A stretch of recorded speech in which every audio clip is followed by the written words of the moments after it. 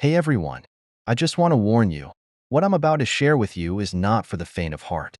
This is the craziest thing that ever happened to me and my friends, and I still can't shake the feeling that something followed us home that night.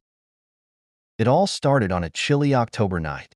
My two best friends, Jess and Mark, and I decided to be a little reckless. You know, embrace the spooky season. So we thought, hey, let's go to Ashwood Cemetery. What could possibly go wrong?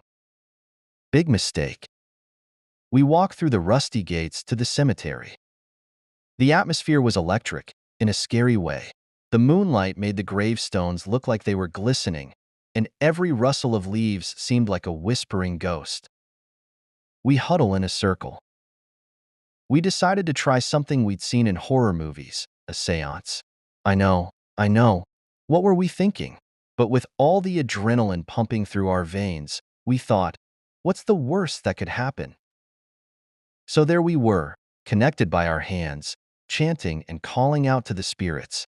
You could feel the tension building in the air. It was like the world had stopped around us. There was a strange shadow moving between the gravestones, barely visible. And then it happened. The temperature dropped. Jess started to tremble, and not from the cold.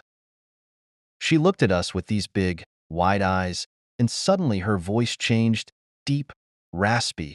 It wasn't her anymore. It was like someone else had taken over her body. I panicked. What's happening to her? Honestly, we didn't know. Jess laughing maniacally, twisting her body in unnatural ways.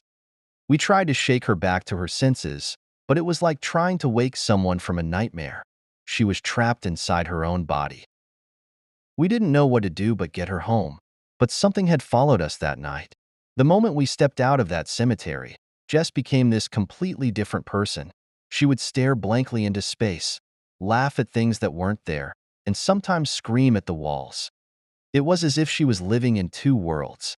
After a week of this terrifying behavior, her family, who were obviously worried sick, decided to take her to a mental health facility. We fought it, but it was for her safety. They said she needed professional help. Mental institution. When we visited, Jess looked different. There was a spark of her in her eyes, but it felt dimmer, like a candle that's almost burnt out. If you're thinking it was just a phase, believe me, I wish it was. It's now been over a year, and she hasn't come back to us. So I ask you, what would you do if you accidentally contacted something from the beyond? Something that changed your best friend forever? Would you dare to explore the dark again? Because I can't shake this feeling that the night we left, we didn't just leave behind our friend. We left her to something much darker.